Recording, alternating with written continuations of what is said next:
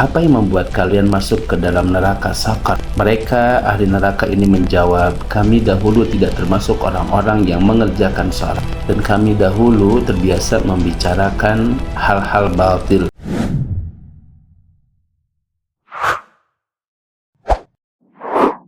Assalamualaikum warahmatullahi wabarakatuh. Sahabat yang dimuliakan Allah, kita akan masuk kepada detox penyakit hati yang ketiga. Penyakit hati yang ketiga ini adalah al-khawd fil batil. Artinya apa? Ikut serta dalam pembicaraan atau majelis yang membahas perbuatan maksiat, membahas kemungkaran atau hal-hal lain yang merusak agama, namun dilakukan dengan senang dan santai. Ini tidak lagi sekedar soal menyia-nyiakan waktu atau al-kalam fi ma la ya'ni atau sekedar fudul kalam, tapi ini adalah racun yang secara langsung bisa mematikan hati dan bisa mengundang murkanya Allah Subhanahu wa taala. Misalnya orang berkumpul lalu saling menertawakan perbuatan dosanya atau mendiskusikan hal-hal yang sifatnya vulgar atau bahkan asik membongkar aib orang satu persatu. Ini disebut dengan al-khawd fil batil, dan Allah Subhanahu wa taala memperingatkan kita melalui ayatnya bagaimana orang-orang bisa masuk ke dalam neraka Saqar, neraka yang panasnya menyala-nyala dan membakar. Allah Subhanahu wa taala mengutip dialog dengan para penghuni neraka. Ma salakakum fi saqar?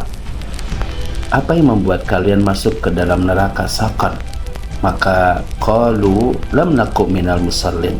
Mereka ahli neraka ini menjawab, kami dahulu tidak termasuk orang-orang yang mengerjakan salat. Lalu mereka mengatakan lagi, wa kunna nakhudu ma'al khaidin, dan kami dahulu terbiasa membicarakan hal-hal batil bersama orang-orang yang suka membicarakannya.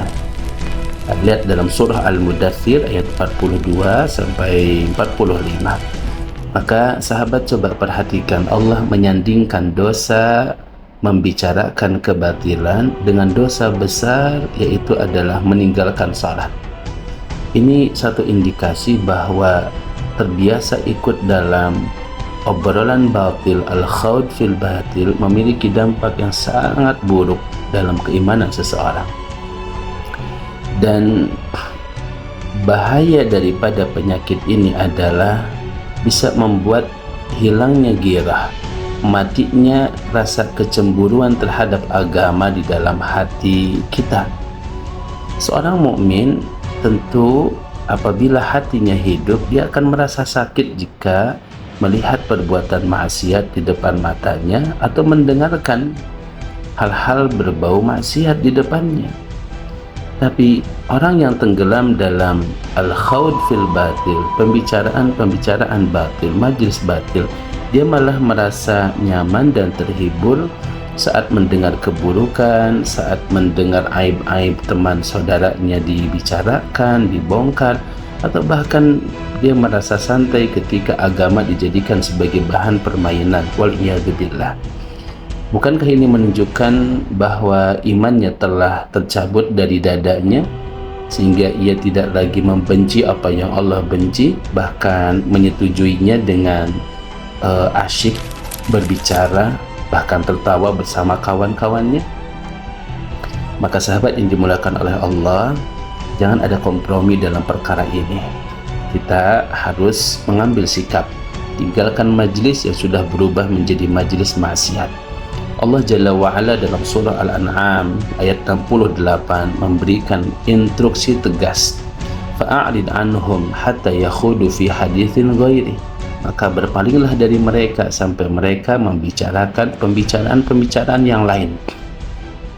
Lihat Al-An'am ayat 68.